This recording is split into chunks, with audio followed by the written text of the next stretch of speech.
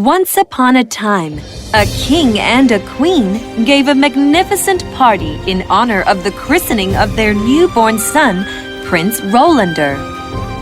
The banquet was laid in the great hall of the castle and consisted of a huge smorgasbord of food, ranging from soup, cake, punch, and, of course, the favorite of all, strawberry tarts.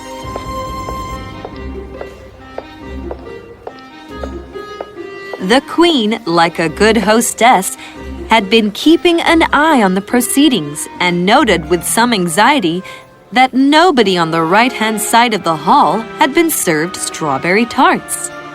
At that moment, the chief cook, looking rather pale and worried, bustled through the throng and whispered in her ear, "Your Majesty, the strawberry tarts are all over!" The queen turned pale. "Have you plenty of other pastries?" "Yes, Your Majesty." "Then let them be served at once." The cook withdrew, and the queen busied herself. After a few minutes, a voice boomed out suddenly. "Where's my piece of strawberry tart?" Surprised, everyone turned around to find an elderly fairy named Malvolia standing, her arms akimbo, glowering at her plate of eclair. The queen hurried over. "I am so sorry, Madame Malvolia, but the strawberry tarts are all over." "You mean that you only baked enough for your personal friends?" We will send for some at once. "Strawberry tarts baked by the Queen's own hands for her dear friends, but for me, a fairy of age and distinction, an ordinary baker's eclair. I have been insulted greatly by you all." No! "You shall pay dearly for this humiliation. I curse that every time the prince sneezes, something shall change until..." At that moment, a north wind blew gustily through the open windows of the hall, carrying away the last of Malvolia's sentence. Malvolia then snapped her fingers and disappeared before the very eyes of the people. A baby's cry was heard, and the king and the queen rushed, panic-stricken, to where their little son lay in his cradle on a raised platform at the head of the hall. The prince's face was twisted, and then suddenly he let out a terrible sneeze.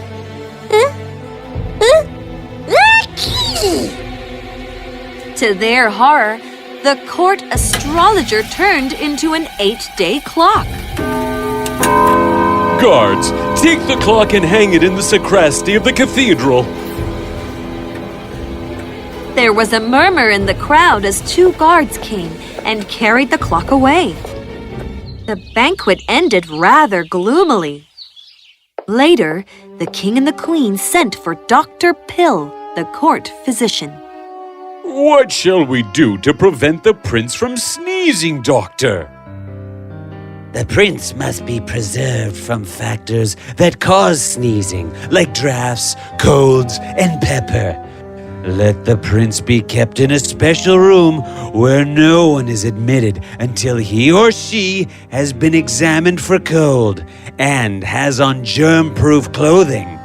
If your majesty has a castle in the mountains, let the prince be taken there for the sake of fresh air. There is a tower on the Golden Mountain. That's a fine, healthy place. So, as agreed, the prince was soon moved to the tower. Years rolled by. Nobody was able to break Malvolia's spell as the clue to its undoing had been carried away by the wind. Unfortunately, Malvolia herself had disappeared. The prince now was a handsome little boy. Accomplished teachers taught him history, music, drawing, dancing, and all the other things that a prince ought to know. But of real life, he knew almost nothing at all. His most faithful companion during these lonely years was a poodle named Waldo, who spoke English exceedingly well. Never was seen a more friendly, wise, and devoted animal. One day, just before the prince's 21st birthday, in spite of the precautions taken, the prince sneezed 3 times.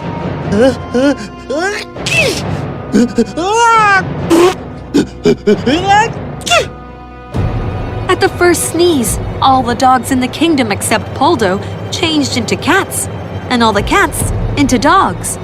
Though not serious, the change was certainly weird and against nature.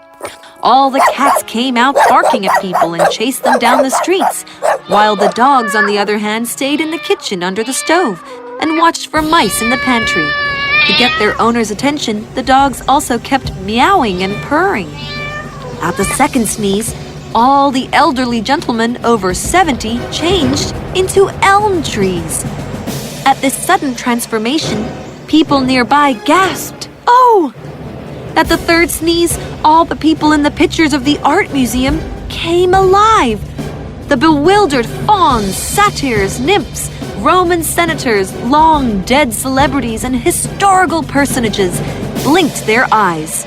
Oh my, what am I doing inside this picture? I feel cramped here. I don't know about you all, but I'm getting out of here. Hey, the last one to get out of these pictures is a slow coach. Then they all floated out of the pictures. The poor, bewildered royal guards tried hard to capture them from running around the museum. Meanwhile, the prince felt unhappy. What misery! I can't imagine being shut up in this tower for the rest of my life. Though brave, he lay down on his couch and wept in sorrow. Suddenly, Poldo appeared. Why do you weep, O prince? At my fate, I cannot bear to think that I may have to spend all my days in this tower and never see the great wide world. Waldo was silent for a few minutes. Dear prince, do not give up hope. Have you ever thought of consulting my old master, the giant of the North Pole? Because North Wind lives with him. The giant has a large chest in his palace full of secrets which the winds have overheard. And perhaps the key to Malvolia's spell is among them. If you could arrange for a warm coat and 4 boots for me, I will go to the giant and ask him. Will you really do that for me? I will really be grateful to you if you could find a solution to all this. Poldo nodded happily. So the next day, the royal tailor made Poldo a magnificent coat and 4 splendid boots. Poldo, now attired in these warm clothing, bade farewell and ran towards the north till the prince, who could see from his high tower every corner of the kingdom, saw him disappear over the hills.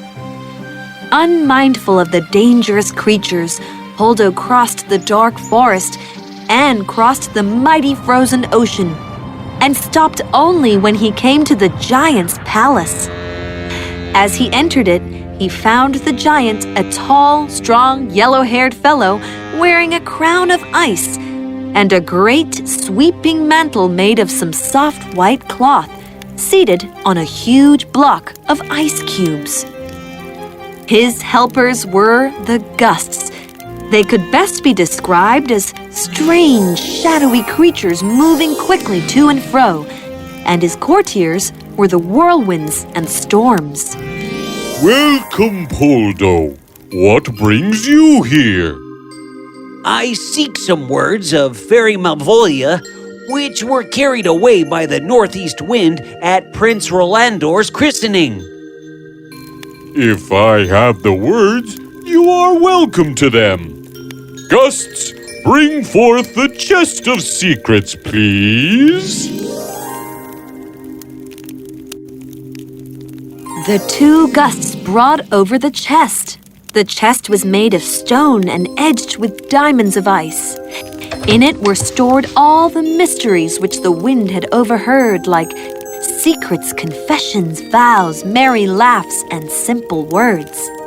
And sure enough, in the corner of the chest lay the rest of Malvolia's spell, a row of little old-fashioned dusty words floating in mid-air.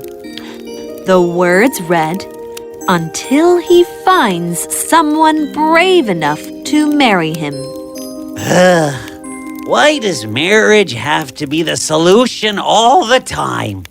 Why can't it be until he finds someone as loyal and devoted like me, for instance? Waldo learnt the words by heart. Thank you very much, kind sir. I have to leave now. You are welcome. Waldo left the palace and hurried home. When he came to the king's palace, he ran, barking with joy, right into the king's private chambers where he saw the anxious parents. "Oh, Waldo, come here, my good boy. Tell me, have you found the last of the sentence?" Yes, my queen. The spell will end when the prince marries. Relieved and elated, the king and the queen thanked Waldo by engulfing him in a bear hug. They then began looking for a beautiful princess to marry their son. However, all the princesses were scared of marrying the prince and hence turned down the request, much to the dismay of the royal couple. Finally, the only princess left was a princess who herself lay under an enchantment. A fairy had, in a fit of rage, turned her brown hair bright blue and had given her a foot-long nose just because the princess had failed to notice her, as she had been busy admiring herself in the mirror. Please forgive me. I didn't mean to insult you. All right, I forgive you. You will be free from this curse when one of your loved ones will be free from their curse. Goodbye. This unhappy maiden was the only princess willing to accept poor Prince Rolandor. The royal couple had no choice but to agree. Soon the wedding day arrived. The prince looked very handsome and led his bride to the altar. Just exactly as the marriage ceremony was half over, the prince had a strong inclination to sneeze. He tried hard to control, but in vain.